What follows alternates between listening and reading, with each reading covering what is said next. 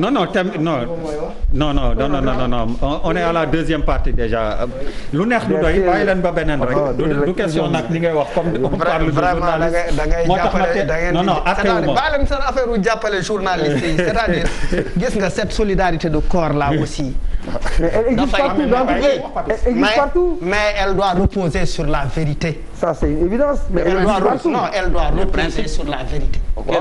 C'est pas gis nga c'est pas parce que il faut qu'on ait une solidarité quand même. mais oui bu leen neexee avocat xam nga en fait. il est content. man Cheikh Yérim il m'entend.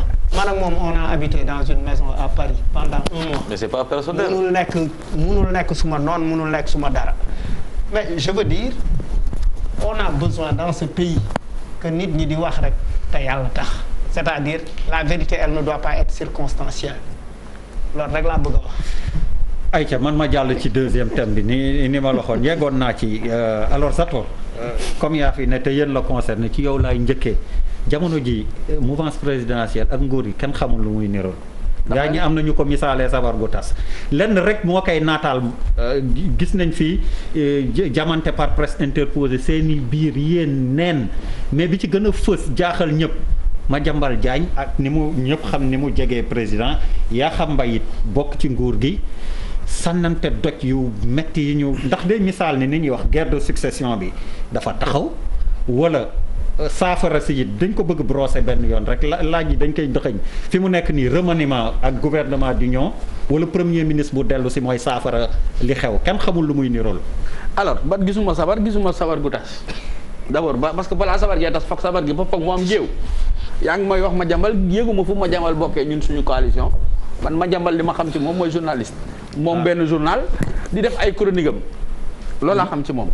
may ma ñëw yaa xam mais non li ngay wax parce que lii dafa ñëpp xam nañ la proximité mais éditorial bu mujj bi sax lu mu ci doon junjee kii wam naka la ko tuddee ci entre kii wam le peuple et sa loyauté à Macky xaw ma. mais xam nga cette affaire de proximité là du lu palpable du lu nit mën a dëgër non dama bëgg wax ne man yëgaguma fu Madiambal nekkee un acteur politique dans notre coalition yëguma ko.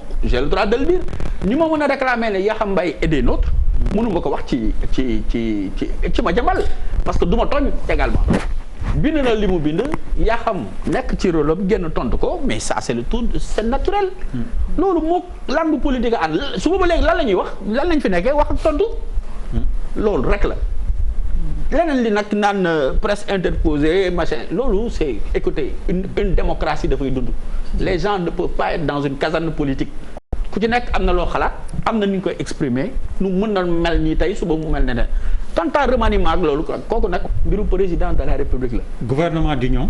mbiram la tamit. ndax moom la sénégalais yi fal moom kott la ñu faluñu ñaar faluñu ñett.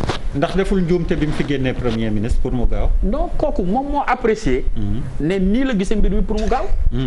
moom mii dawal oto bi yow mii tey bu teyee nga malal du ñëw bu subaa. ana bëri ma ñëwul tey.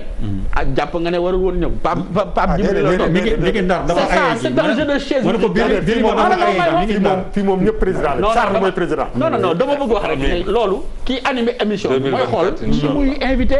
ñan ñooy toog en fonction des thèmes donc bu ñu mën a juger ci biti ne président dafa juum ci loolu wala juumul parce que moom moo xam ni mu bëgg liggéeyee ñan la bëgg liggéeyal et je pense que def na li mu def bés bu jàppee ne war na soppi dana soppi. Papis Diaw. la question bi. mooy li ma la wax rek li xew ci Macky bi. waaw ñenn ñi misaal ko. waaw dama dégg léegi ngay wax ndax guerre de succession bi. waaw moom dafa nekk waaw yaay seet tànnal rek ci ponk yi. waaw man foofu laa bëgg a waxee ça veut dire je veux dire que damay banaliser c'est comme si nga nekk ci benn ring. jour de soir de combat. xam nga day am poids plume poids coq dem ba poids lourd.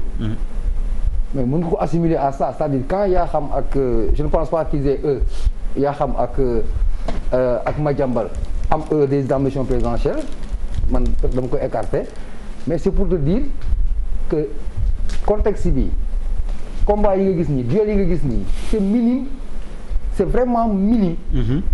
par rapport ak les vrais combats qui ñoo xam ne les gens sont en train de s'échauffer ñu ngi entraîné wu parce que combat les vrais combats ñëwaguñu mais combat yi ñëwaguñu c'est parce que nit ki dafa nekk ci benn dëkk bu ñuy wax Sénégal ñu am suñu ay constitution am suñu ay textes am ku ñuy fal muy gérer sur la base d'un mandat bu ñu délimité mu koy jeexal cette fois-ci fii au Sénégal il lui reste 4 ans le président en exercice président Macky Sall dafay am si li ñu prévoir si suñu réew dafa am ko war a remplacer dafay pare mu dem. Je précise, on ne peut pas, je dis bien, on ne peut pas taire les ambitions d'autrui. C'est pas possible. Amul stratagème, amul stratégie, amul complot, amul dara lu mën a taire les ambitions des gens. C'est pas possible. Tu peux les ligoter, tu peux faire tout ce que tu veux, mais l'ambition, c'est dafa dépasser nit, du nit moo koy maîtriser. Ah Charles, tu parles Papis, tu parles au président tey de ah peut-être. président ngay waxal nit. Je parle au Sénégalais en tout cas. non président ngay waxal nag Papis. léegi ma wax benn affaire bu ñu xoolee départ bi tey boobu mën la góor. non mais dëgg la gars yi waxal ak président. bàyyi ko mu waaw c'est mon président je peux lui parler voilà maa ngi wax voilà. tey programme daf ma tënk de 1 heure. voilà ma risqué boobu président boo delluwaatee au lendemain je dis au lendemain de sa réélection. mais l'histoire là a commencé quand il a le directeur des Sénégal de l'extérieur a été révoqué. pour avoir. Sori Kaba wax affaire mandat. et ça a commencé. mu nekk benn spirale. ça ne s'est jamais arrêté. Oui. mais est-ce que malgré ces sanctions. est-ce que les gens n'ont pas toujours des ambitions. laaj bu samp la. est-ce que les gens n'ont pas d'ambition et ils n'en auront pas ñi feeñagum sax moo gënoon bëri moo tax ma ne nañu bàyyi affaire mu open fauteuil présidence sénégalais bu nekk nga remplir les critères am nga ci droit. Nous sommes tous des Sénégalais nous n'avons qu'un seul pays et nous n'avons qu'un fauteuil présidentiel. qui ne peut être occupé que par un Sénégalais. ku mu mënti doon bu nekkee Sénégalais baax na. mais dama bëgg delluwaat si réalité bi. li am dans le monde Charles mu ngi koy wax sànq. que le Sénégal n'est pas un îlot. les gens déconfinent ailleurs nous on confine c'est pas cohérent. mais de la même façon ailleurs les gens parlent de succession de président. pourquoi Sénégal. man gis nga bi ma déggee au début man dama jege ma ne non dañuy théâtre quoi. parce que nos politiques suñu politiciens sénégalais fii ils ont essayé quoi de nous vendre. non bu ñu wax mandat dafa tel ça c'est loolu am na sens. les gens préparent un fauteuil pendant 20 ans. ñi 15 ans di ko dox. ñi amee parti politique pendant truc di chercher le pouvoir yow nga ne non on vient d'élire notre président.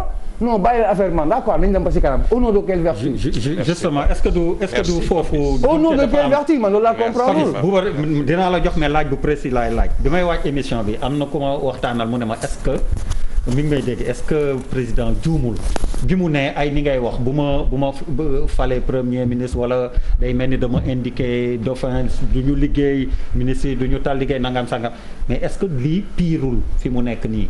liggéey googu mu doon wax ni moom la bëgg est-ce que solution bii mu trouvé gënul nekk guuta. waaw laaj bu précis bi moom fee laa koy teg man di ma ko doon. laaj bu précis da nga ma tënk non mais mënoo ma tënk grand maay laaj. journaliste yi dañu sonn la. n'importe quoi. dama lay jox kàddu gi mais dama lay jox boobu bi. yaa indi sama problème. oui mais bu doon football xam nga nit ñi duñu bëgg si. ni nga appel dama lay jox boobu bi mais il faut mu ubbi sa. laaj lu ma de. boo d'accord laaj ko virgule am rek. non Bouba xam nga yaa ma appel. centré naa la dama laaj parole boo ma joxul ma jox mais doo ma ne lii ngay kii. retiré naa la ko. parce que man xaw ma d'accord trop ak Papis. waaw tey moom dama d'accord ma xam nga tax d'accord mooy que en fait en réalité mais gars yi amuñu ambition parce que amuñu fit. mënoo ko wax seen place ñoom. c'est-à-dire que pour man ambition yooyu ñu def ci suuf. ah si tu veux être président dans 3 ans. hey man it's now. it's now. si ñi nga xam ne ambition am nañu ambition yëpp Mimi Touré ñu ngi koy jaale ñi yaakaar ni añ ambition parce que Dakar daa ndaw it nan waxante dëgg Amadou Ba Makhtar Cissé akan Aly Ngouille Ndiaye ñoom ñëpp boo leen tegoon ci plateau bi laaj leen ndax mën nga bëgg nga nekk président en 2024 duñ la tontu kenn du la ci tontu. je ne suis pas sûr. déedéet. si déggoo li ma la wax. non kenn du la tontu. ak ma lay leer. li ma lay wax nii kii Papis Der. noo xamee ni am nañ ay ambition. non déggoo te waxuñu la ko. non déggoo li ma la wax dama ne. ñi nga lim ñëpp li ma question bi ma posé ak li ma wax ak a leer. dama ne la Papis mënuloo jooyal ñooñu seen dëj. ñooñu nga wax noonu ah amuñu ambition xam nga tax amuñu ambition mooy que ñoom ñëpp koo ci teg ki télé wala nga kii boo weetam moom ci biir ne mu wax la li mu wax boo ci tegoo ci télé ne ko am nga ambition. stratégie la peut-être. waaw xaaral non dama ne attends dama ne la xam nga doo ne kenn mënul empêcher nit mu am ambition mais balaa nit di la empêcher nga am ambition yow sa bopp ambition boobu il faut nga am fitu porter ko dans 3 ans la ñuy wax 4 ans dans 3 ans la élection yi di ñëw. tu vas être président yow ci sa bopp ñeme woo wax ne bëgg naa nekk président mooy sa ambition des na pour être un président de la République il faut nga préparer ko pendant des années c'est pas quelque chose boo xam ne dafay jékki kii la pourquoi les gens n'ont pas le courage bi ñu war a am pour ne man j'ai des ambitions présidentielles pourquoi quelqu'un dans la mouvance présidentielle n'ose pas dire ça amul ku ne dama bëgg a nekk candidat 2024 pourquoi ñun ñu leen ko wax war a ko wax la mooy que ñoom déjà au départ am ñu fit nan waxante dëgg cette question là tant que mënuñu ko poser nit ñi ñu ciy débattre mooy que ragal yi dëggantaan c'est pas président Macky Sall c'est les autres. voilà c'est que non dama la bàyyi ba nga pare nag ma doog wax. bàyyi ma rek ma egg après virgule waaw donc aujourd'hui ñun mënuñu nekk seen avocat dama ne aujourd'hui bu fekkee ni président de la République amul ambition def 3e mandat war na libérer ñooñu parce que aussi lii day tax de plus en plus nit ñi di am xel ñaar sur. donc mais d'autres questions mooy mun na am ambition non parce que c'est ça si li Papis argument yi Papis joxe bu njëkk bi moom mooy que il a disqualifié le président de la République pour dire que mais qui est disqualifié mais attends que je termine par Richard non dama ne li ma wax dafa leer de dama ne daf ko disqualifié moom personnellement ba pare ne ñeneen ñi am nañu ambition mais comme disqualifié nañ ko ñi am ambition du ñu ñëw taxaw donc affaire bi moo war a leer aussi bien si président Macky Sall et sur les potentiels candidat de la mouvance présidentielle te ba léegi nii wax fa dëgg yàlla kin bu naree neex bu baaxee xëy ci jamono yu ñu toll bu dee Sénégal moo leen tax a jóg bu dee construire benn parti wala téyewaat benn pouvoir moo leen war a kii gars yi war nañu mën a génn ñu commencé leen ngemb ñu dugg ci terrain bi commencé liggéey loolooy dëgg. am nga laaj bu rëy. Zator xaaral ñu ñëw ci yow laa bëgg laaj ku leen di ngemb ak ku leen di libéré. waaw dama ne. Papis kii Pape Djibril. man en fait dama bëgg tout le temps ñu xam. ñu accéléré. élection présidentielle du lu ndaw ci réew surtout ci suñu réew yi ñuy defar. dafay laaj projet politique. dafay laaj offre politique. loolu ci ay at nga koy liggéey du li ñuy def nii rek nga xamante ni dañuy bàyyi ba élection ñëw ñu ñëw wax promesse yoo xamante ni boo ci jógee loolu pour man il faut que tant que rompuruñu ak loolu duñu mën a développer parce que da ngay ñëw li Cheikh Anta doon wax naan nit ñi dañ leen a wax lu dul dëgg ba booy dem si ñoom di leen wax dëgg sax da ngay tas seen yaakaar mooy am na ci ñu doon wax ne ça fait partie des promesses que j'avais décidé de ne pas tenir am ñoo xamante ni aussi dañuy ñëw gis nga keroog Malal wax na ko fi ne campagne yaa ko waxoon ci campagne mu ne dama doon saale rek donc loolu tamit problème la waaw loolu tam problème la donc président Macky Sall par exemple il arrive au pouvoir 6 ans après mu def benn téere ne dafay juger utile wax ñi ko fal moom mooy kan parce que bu ñuy jëm ci élection day am embrouille ba nga xamante ni duñu mën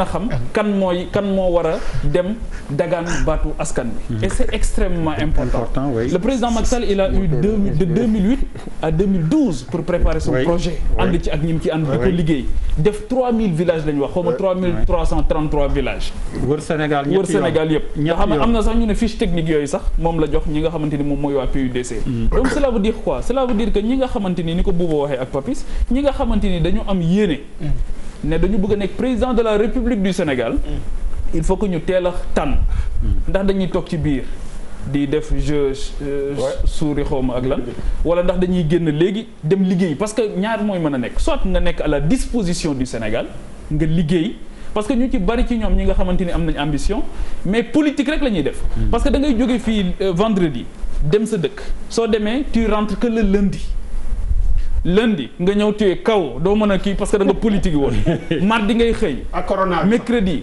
jeudi vendredi nga takkaat say bagages wuti waat dëkk ba tu ne fais que de la politique nga bàyyi liggéey bi noonu am na si ñoo xamante ni sax dañuy gàddu affaire yi indil leen ko mooy li ñu war a signer xeet yooyu donc doo am jotu liggéey parce que tu es dans la politique politicienne yàlla na bu ñu jël nag beneen leader ca sa région tegal la ko nga xamante ni yow léegi sa leadership kase nañu ko nga ne léegi man fu ma jëm ci sama région rek bala ma koy lijjanti parce que il me faut une légitimité locale avant may prétendre à une légitimité te ñu ci bëri égo yooyu la ñuy nekk di gérer fi mu ne nii dans un même parti politique donc loolu yëpp nekk ay problèmes yoo xamante ni li ciy métti Zator mooy kenn dootul prendre en charge les préoccupations des Sénégalais dañ koy bàyyi fële di politique lu ci waay di def it politique moom moo tax donc encore une fois je pense que ne tous les gens qui ont des ambitions politiques aujourd'hui président Macky Sall na leen dimbali libérer leen ñu génn mu dem défi politique ñu am gouvernement boo xamante ni parce que l'après Covid sera extrêmement dur ñëpp a ngi alerté adduna bi mosul taxawee ni mu taxawee ni ñoo ngi wax ne recettes yi dañ koy revoir à la baisse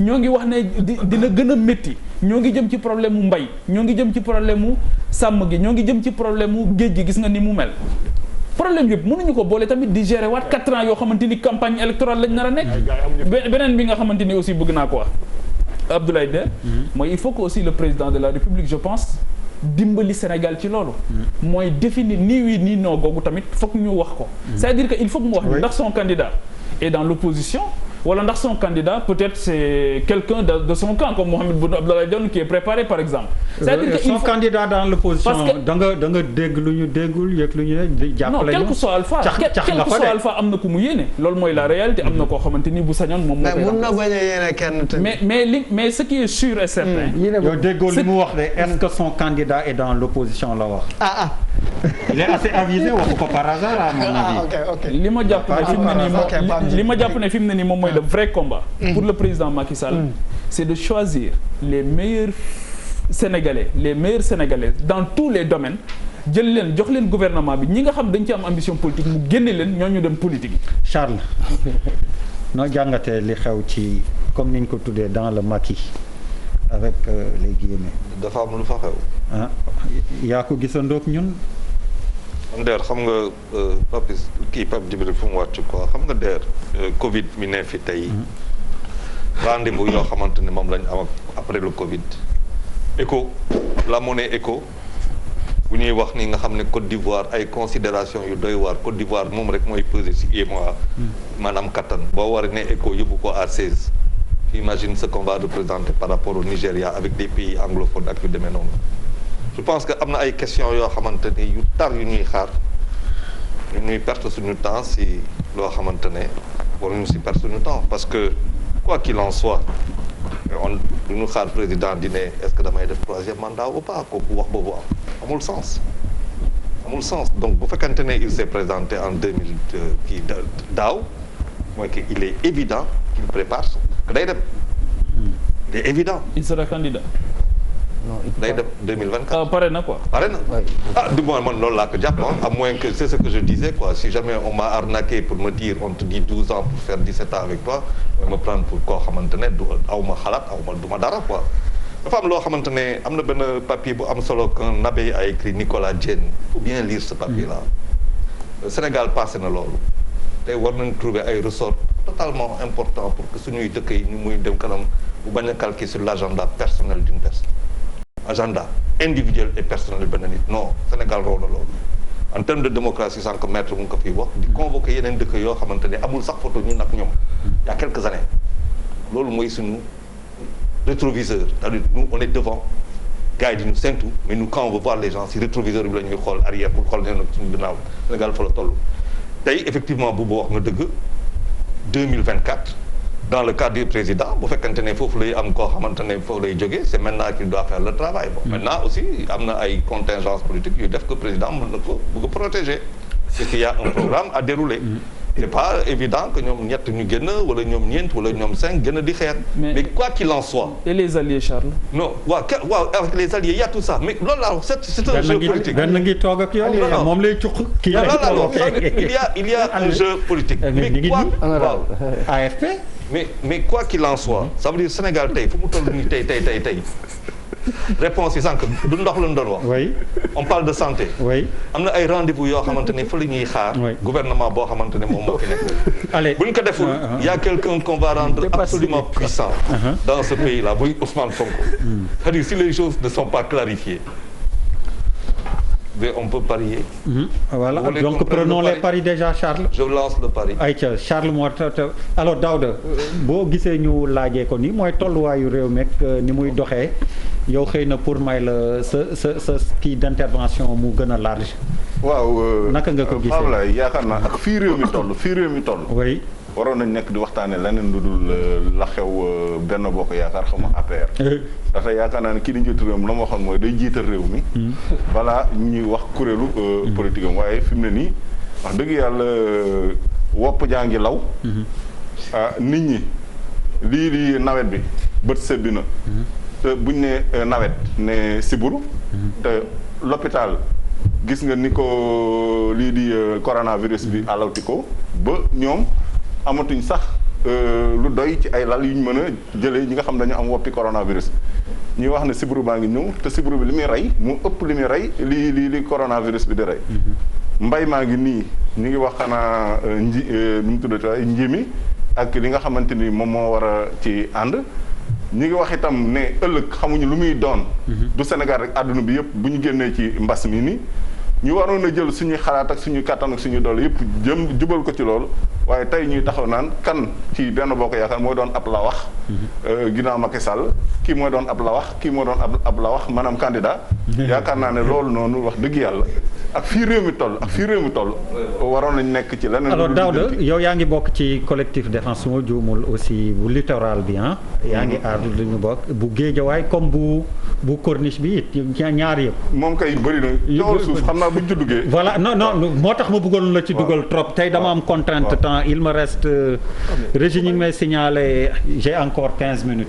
mooy mbirum suuf dañuy wax xanaa peggub géej gi maanaam littoral bi mooy li Bouba doon wax sànq ndaxte amaana ay borom barke ñoom ñoo fi nekk. Barthélemy kàddum am na fu mu àgg ak ñeneen waaye mbirum suuf moom yaakaar naa ne njiitu réew mi ci boppam moo ko wax.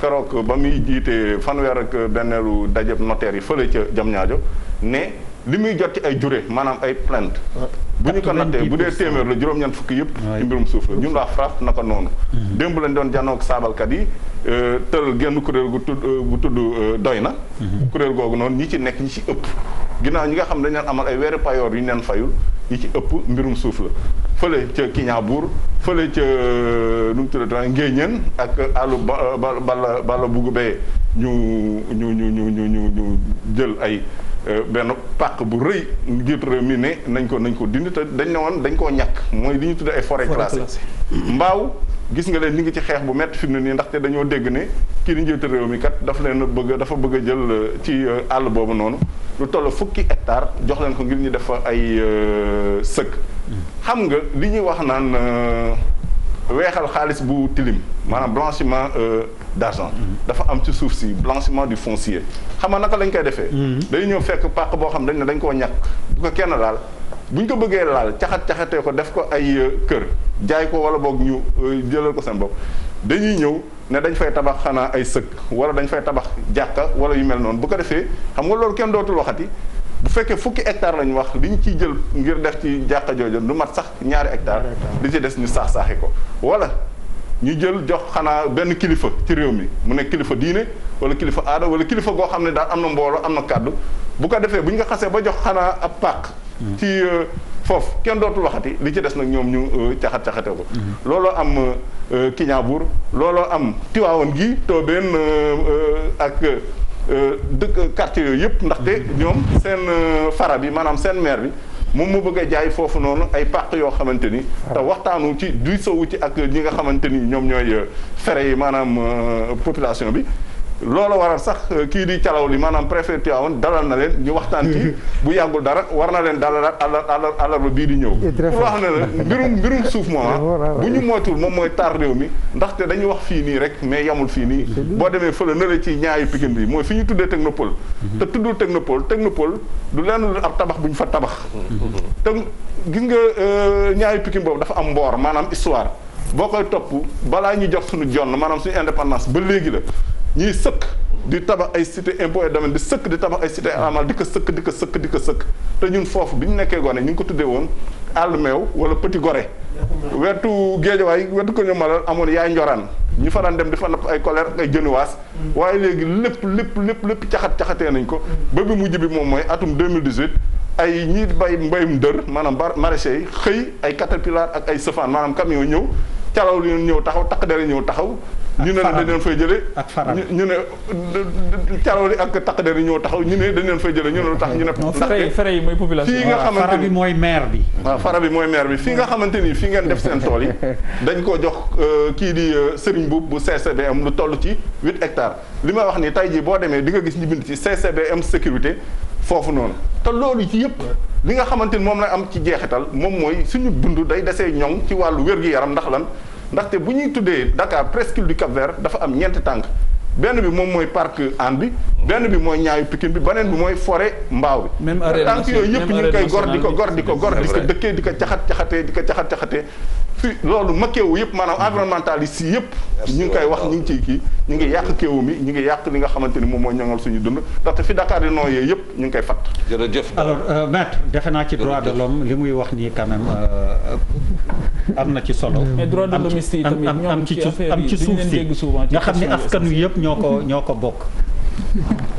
xam nga waxee ni droit de l'homme leen dégg xam naa daf may cokkaas rek parce que xam naa ni droit de l'homme yi wax nañ ci déjà le cas de Mbane ou le cas dans le Ferlo là-bas wax nañ ci parce que jël ay hectares suuf jox ko benn nit xamante ne suuf si amoon na ci ay dëkk am nit am hôpital am ay école jox ko benn nit par exemple commencé wu léegi yaa gën a depuis le temps de Abdou Diouf kooku gaañu doomam yi ñëw naan dañuy récupérer loolu xam nga loolu mënuñ ko teg fenn c'est ça la réalité c'est-à-dire qu'aujourd'hui au-delà des politiques même au niveau de l'administration centrale il y a des responsabilités ñoonte dëkk di dee parce que ñoom ñooy toog seen bureau di partager yëf yi et cela au détriment des populations parce que am nañu ay pouvoir mais pouvoir boobu balaa nga koy exercer am na fu mu war a jaar mais malheureusement il y a l'administration centrale mais aussi il y a les collectivités locales du ñu faale population yi dañuy toog bind seen këyit ñëw imposer ko population bi alors que yoon dafa ne yu mel noonu balaa nga koy def parce que droit foncier Sénégal c'est trop compliqué mais man mi nga xam ne professionnel du droit la maîtriser ko ñu ko maîtriser daal am na xëy na mais bariwul mais boobu nag su demee population seen bopp war nañu ko mën a comprendre mais ce qui est grave c'est que les élus locaux ak une partie de l'administration centrale et même déconcentrée ñooy toog di partager suuf si alors que du ñu dem gis population ba pare balaa ñuy def loolu ce qui fait que préfet na toog ak maire di def ay affaire ay délibération sax des fois du am parce que doo gis PV de délibération donc c'est du n'importe quoi moo tax ma jàpp ni Sénégal il faut que organisation société civile comme ñu ngi nekk ñu ko nekk defee ni ñu taxaw ci société civile nag c'est pas forcément les droits de l'homme c'est les journalistes c'est les avocats c'est les comment on les appelle encore les activistes tout le monde doit se mobiliser pour loolu dañ et l'autre chose mu bëgg a wax par rapport au président de la République parce que on a parlé d'ambition personnelle et Pape Djibril Fall lu mu wax dëgg la c'est-à-dire que on ne doit pas parler d'ambition personnelle lii lu muy firndeel mooy Sénégal culture démocratique ba léegi ancré wul dans nos mœurs parce que soo xoolee jusqu'à une époque très récente en tout cas jusqu'à président Sénégal ay partis politiques ñooy tabb président de la République mais ci parti politique yooyu amul démocratie soo xoolee honorable député sax ñu koy laaj yenn yi ñemewu ko wax parce que bon dafa ragal suba après que la grève de sama grand non mais pour dire simplement même soo xoolee l'histoire de Macky Sall mais Macky Sall pour mu nekk président il a exprimé une position contraire à celui du chef. ñu dàq ko mu ñëw taxawal. Et tant il a été le plus radical de. Exact, mais tant que ñu ngi raisonné loolu tant que ñu ngi raisonné noonu du ñu mën a dem.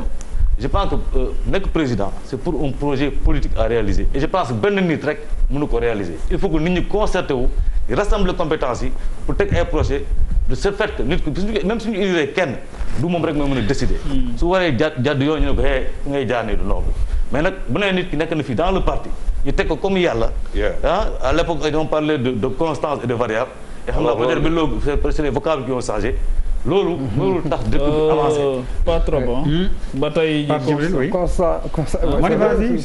mais en 30 secondes tu n'es pas d'accord député. non alors grand bi. léegi bàyyil ñu jox honorable parce que temps bi tànc nañu li ñu desee bëriwul xam naa mais da ngay tënk tontu yi bëri na may tënk. xam nga lan moo ma jaaxal. déjà nee na seen parti yi amu leen démocratie AFP noonu la demee.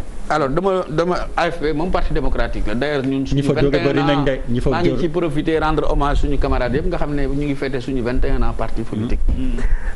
Donc vraiment bravo aux camarades xam nga man lu ma xaw a jaaxal. c'est-à-dire Sénégal il y a des gens yuy amal nit ay ambition. loolu mooy lan c'est-à-dire yow tey yaa ngi fi di animé. ma ñëw ne yow Papis lu tax yow amoo ambition nekk directeur TFM. te yow waxoo ma ne da nga bëgg nekk directeur TFM. mais y a des gens qui vraiment man dama jaxle. nit ñi ñu ngi liggéey écoutez-moi gis nga aujourd'hui quand les gens parlent d'ambition personnelle de Macky Sall mais xamuñu ko c'est le prototype même du président bi nga xamante ne il partage son pouvoir. Coalition politique bu dund at yi mu dund Sénégal musu fi am c'est la première fois soo xoolee ci pilier coalition bi tout ce qu'il y a comme grande responsabilité ju ci nekk ñam koy seqal la ko jox amul vraiment benn hégémonie bu mu jël ci benn propension bu mu nekk ci pouvoir bi maa ko mën maa koy def non il partage il discute ba pare nag won nit ñi génie bu am solo di doxal depuis 2012 échéance électorale bu am mu won nit ñi son génie politique ñi def météo politique ñëpp newoon nañ coalition bi dana tas bu yàgg ñeneen ñi newoon nañ Macky Sall 2012 dañ koy 2019 dañ koy dóor mu daanu mi ngi doxal suñu coalition mi ngi doxal xam nga gars yi ban problème la ñu war a am ñi nga xam ne bëgg nañ ñu toppatoo ñoom nu ñuy fexee ba daan ñun c'est ça la véritable question mais ñun ñu ngi doxal on pose nos actes ñu ngi liggéeyal réew mi ba pare nag ñu dëgëral suñu base politique parce que jàpp naa ne aussi loolu mooy àdduna mais Sénégal nit ñaa ngi ci gouvernement di liggéey yéen ñu toog fii ne leen mais yéen da ngeen war a génn yow diw ak diw ak diw sa kanam gi dafa nuru kanamu président génnal te moom waxu la ne moom dafa bëgg nekk président ça pose problème Abdou Diouf ñu ko opposé woon c'était Abdoulaye Wade principalement les landings et cetera Abdoulaye daan na participer ci gouvernement bu jotee mu génn mais ñu waxul est-ce que c'est pas par stratégie Abdoulaye Wade ñan ñoo ko opposé woon c'est plus farouche opposant c'était qui c'était Tanor c'était Moustapha Niasse c'est à la dernière minute en 2 minutes que Macky Sall génn. et du temps de Diouf fooy def Djiboka. non Djiboka était dans l'attelage. Djiboka bi mu génnee. Djiboka s'est présenté à la présidentielle. à la fin c'était à la fin c'était vraiment. d'accord c'est mon ami damay coupé parce que vidéo bi laay bañ parce que affaire bi jeex na de. donc moi vraiment je pense que ça c'est un faux débat le président choisit ses collaborateurs. il leur appartient à eux d'être loyaux sama xalaat. nekk nga ci mbir waa ji woo na la ne la kaay liggéeyal ma mën nga ko liggéeyal ko loyalement liggéeyal ko mooy liggéeyal réew mi. tu sens que mënoo ko liggéeyal yaa ngi tricher ñëwal jàkkaarloo moom na ko maa ngi dem. c'est pas plus compliqué parce que tamit loolu mooy àdduna. donc c'est pas au président de dire à Jean amal ambition Paul amal ambition quand on dit que le président doit libérer tënkul kenn ku am sa fit jàpp mën sa ndënd demal samp ko. c'est tout. waaw léegi c'est tout. ma yeggali. je vais citer. non parce que dafa ne y a des gens qui cherchent des ambitions pour nous. non y a des gens qui cherchent qui prêtent des ambitions. waaw honorable il est en train de parler à la place du président est-ce que c'est ce qui se passe. Non mais compte aussi que attention. Est-ce que c'est ce qui se passe. Il aimerait bien savoir qu'il y a des ambitions. Non Papis non waxuma la. Qu'il ne peut pas être dans le jeu. Qui ça. Non c'est une boutade quoi. Alors sur le foncier interpellation bu am solo la kii def. xam nga sur le foncier. xam nga sur le foncier. moi j'ai peut-être pas man peur de développer mon idée là-dessus. parce que dama jàpp ne certes il y a des problèmes mais mënuñu tey appliquer loi 1976 en 2020 fii ñi fi am titre foncier dañ leen di wàññi. Est-ce que tey c'est juste et judicieux que ñu bàyyi yenn espace yi au nom d'une loi qui existait en 76 ou et cetera nit ñi di wër di toltolaan di louer gëwuma loolu man. Peut-être mën nañu indi ay réformes ci naka la ñuy joxee nit ñi suuf ñu am kër ku mën a tabax néegu ñax nga tabax néegu ñax war nañ mën par exemple imaginer un système boo xam ne au niveau de la direction des domaines képp bu dee malal mii mës nañ koo jox bu laajaatee balaa ñu koy jox papis wala ñu jox DER ce serait équitable pourtant. mais am na ñu nga xam ne wala ñu wàññi durée bail mënul nekk. non yooyu yëpp c'est des réformes gis nga yooyu yëpp c'est des réformes. problème bi du loolu. mais non bu leen jox nit ñi suuf pour moi des solutions. bu leen jox nit ñi suuf pour moi c'est un faux débat ça mënul nekk. du ñu bàyyi àll bi nand fay nit ñi toog fii du ñu am fu ñu dëkk loolu tam c'est pas logique Dakar bu njëkk yeggul woon Tëngéej àll la woon lañ doon wax. même ay Sacré-Cœur ñun fi ñu dëkk. mais kenn waxu ko loolu bàyyi ma yegal waaw non buuba bàyyi ma yegal. mais y a d'autres problèmes par exemple les étrangers ni ngay wax bu dee àll bi ni ñuy ñëw daggal ay 200 hectares jox ko ay étrangers. wala yu demee noonu mais nañ ko daggal Sénégalais. dama ne yooyu yëpp c'est des abus xam nga tey am na si loo nga xam ne c'est l'État central am na si lu nga xam ne ce sont les collectivités locales. parce que tamit boo demee tey li ñu doon wax les communautés rurales dañu amoon compétence ci suuf. loolu leen neex leen doon dagg vraiment mais léegi war nañoo mën a imaginer système bu nga xamee ne globalement mais ku ci nekk di nga ci gis sa bopp leneen li ñuy wax sur le littoral c'est pas une nouvelle affaire le littoral là man xam nga lu ma gëw ma ne les gens sont en train de brader le littoral parce que ce qui porte ce débat là ñu ci bëri ce qui parle le plus fort c'est pas ceux-là qui ont raison. parce que man bu fekkee ne da nga ñëw ne ma fii doo fi tabax ma tourné gis ne Malal jox nga ko autorisation jox Pape Djibril boo ma ko waxee du ma la faale. non du ma la faale parce que rien n'empêche que nga jox ma wala nga bañ a jox ñe parce que 2 poids 2 mesures baaxul fenn 2 poids 2 mesures baaxul fenn. littoral bi jëlal Abdoulaye Makhtar Diop maa ngi koy tudd grand serigne de Dakar fi mu dëkk ca suuf foofu littoral ba la. teeru Baye Sow bi c'était la maison je crois du directeur général de la SONES. ca jamono. ñax ñoo ko fi tabaxoon tubaab yi wëral foofu wiiri hôpital Dantec wiiri Kandial Diop wiiri et cetera donc pour moi c'est un faux problème te bu ñu xoolee littoral bi yéen ñi koy wër. te amul en général ay occupation yëpp fu salte la. sauf que littoral du corniche ouest rek c'est 700 kilomètres de. mais li moo indi coow li fii. yooyu moo am feneen am na lu gën a grave am Cap Skirring am na lu gën a Casamance boo demee lan lañ war a def même chose. une utilisation judicieuse et rationnelle de l'espace en général parce que man du ma extraire littoral de l'espace en général loolu la ñu war a def defar mbedd yu baax da ngay gis da ngay dugg si benn koñ dugal foire bi dagg nañ ko yam def ko ay kër mais amul tali par exemple tout ça c'est des problèmes yoo xam ne. mais finalement qui doit régler ces problèmes. mais c'est toi c'est moi c'est l'État. ah non c'est pas non. mais c'est tout le monde. Zator yéen la ñu fal de. ah non Zator yéen la ñu fal. dama lay wax du xam nga ku nekk sa compétence. parce que tey yow lii ngay def nii. yaa ngi poser un problème bu nga xam ne tu trouves une solution. xam nga mooy lan bu ñu dagg n'importe comment. tu poses un problème mais en même temps tu amènes une solution. yow boo ko defee. maire ba ca koñ ba veillé ci loolu balaa muy joxe autorisation de construire. xool ndax fii yàlla na. yaa ngi naan maire ba ca koñ ba est-ce que du sa maire ngay waxal sax yow. non man sama maire ci la bokk. sama maire moom laay waxal ak yeneen i maire. ça veut dire xam nga ñun fu ñu raté affaire bi la première chose immatriculation des sols sax xamuñu ko. ça veut dire gis nga dëkk cartographie la. taw baa ngi ñëw kii daaw am na lu mu fi ñëw taw baa ngi nii di ñëw bientôt kii bi ñëw lu mu tudd saison des pluies moom mu ngi wax affaire palu boo xamante ne day ñëw fekk fi si biir ñëw fekk ñu fii hôpital yi dépassé capacité d'accueil ak loolu yëpp c'est-à-dire loolu yëpp on ne travaille pas comme ça. dëkk on habite dans des endroits yoo xamante ne forage yi ñii kaw ñii ñaa ngi dëkk si kaw loo bëggee ndox bi tëb. pourtant am na ku autorisé ni dem dëkk fa. waaw mais am na aussi ku fa nangu dëkk. non je veux dire non yow yaa ko fi wax il faut ñu jël nit ñi dëkkaloo leen fenn. c'est ça mais quand même il y a une certaine intelligence quand même intelligence sociale intelligence lu mu tudd d'habitat ak loolu yëpp ce sont des informations. Il y a un système d'informatisation de l'habitat boo xamante ne war nañ ko am avec l'immatriculation de tous les sols tous les Sénégalais doivent être dépositaires d'une carte de santé qui leur permet de pouvoir ça veut dire mais c'est vous qui avez le pouvoir. Oui, mais il y a quand même l'immatriculation des sols. Aujourd'hui, il y a ce que l'on appelle le NICAD. Combien de pourcents? Non, il y a le NICAD.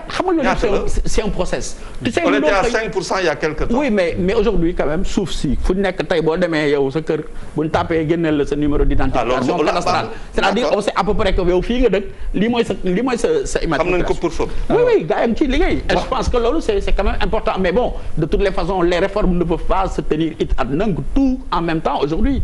lii da ngay def nii lii nga defe ne lii nga defe ne mais jàpp naa ne daal suuf si man. buñ jox kenn suuf d'accord ma ci. alors li duuf yëpp xajul ci cin li comme on dit dafa am programme buy dugg juste après voilà on passe à gis-gis.